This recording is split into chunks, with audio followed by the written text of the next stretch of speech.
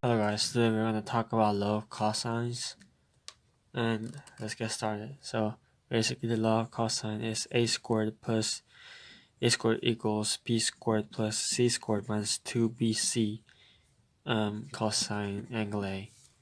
And there are three of these because there's three sides containing there. You put a squared plus c squared minus 2ac cosine angle B, c squared equals a squared plus b squared minus 2ab cosine angle C. And in here, the angle looks like this, and this A side is the opposite of the angle A, and C and B. Okay, so let's get right into a example. Usually, law of cosine will work on SAS triangle or SSS triangle, but when you see the problem, you would like notice if it is law of sines that is being used or if it is a law of cosine that is used. Let's get into a example. Okay, so this is B, A, C, and this angle is A. Okay, the question gave us A equals 7 and B equals 12, and the angle C equals 62. And this is a SAS triangle containing a angle between the both sides, right? SAS. If they give all three angles, it will be SSS. And if they gave this angle and this angle and this line, it will be ASA. If they gave this angle and this angle and this line, it will be AAS. Right? Like this angle, and this line, AAS. Alright. Now let's use the law of cosines. Okay. So we have the angle of C. So we can use this one, the third one, but we don't know this length. So we'll say C squared equals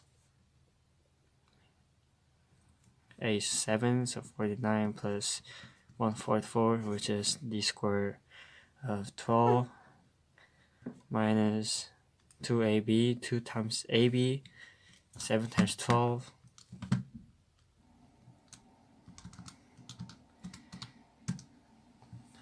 $84 times 2, 168, cosine 62. Okay, now what you do is, now you solve it. You can solve this by your calculator.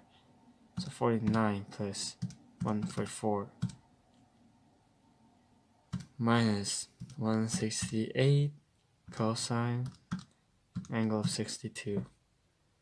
So the c squared would be that value. So in order to get rid of the square value, you put a root over that, which is 10.6831. And usually when you like put root over the square, you get a plus minus, but this is the length of a triangle, so you don't have to put a minus, you just have the positive value. So the C would be 10.9, 10.6831. Okay, and now we got this. Now we have to get this foot angle, but we only have to get one of them because you can figure out the other angle by subtracting the rest of the angle from to the 180 degree. So let's get the B angle first. So B squared, which is 144. Let's use the second one because we have to get this value. b squared 144 equals a squared, which is 49, plus c squared, which is this, right? So squared 144, 128, 7, something, something, something. Oh, sorry. Yeah. So minus 2ac, a7 times c is 10.6831, which is 79.7817 times 2, which equals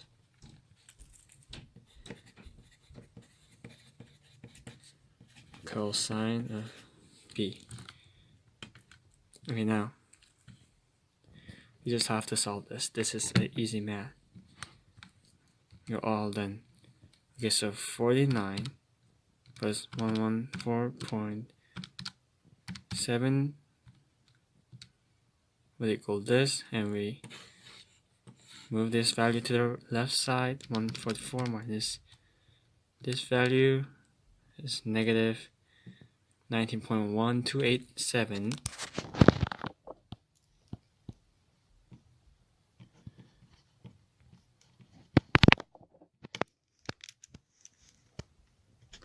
Equals negative 149.5634 cosine of angle B.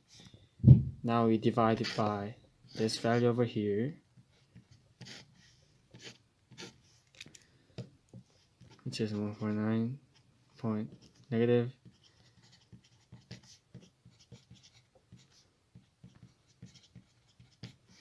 Then on this side we will only have this thing left, and on that side we divide this by negative 149.5634, which is 0.12779. In order to get this angle, we use the inverse of cosine.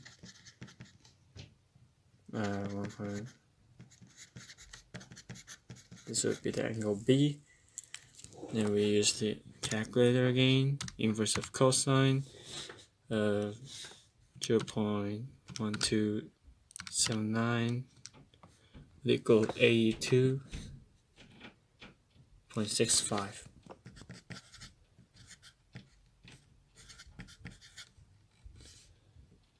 Got that? Okay, so the angle B is 82.65. We add here the C angle, which is 62, and the rest of it would be angle A. So we negative from 180, which because the whole angle of the triangle is 180, then the angle A would be 35.3. So you got all three values, one over here, another here, over here. So by using the law of cosines, we were able to get all the angles and the distances. Yeah, so this is like the very basic of the law of cosines, and next time we'll come back with a harder question. Thank you for watching, guys, and if you didn't subscribe this channel, and see you next time.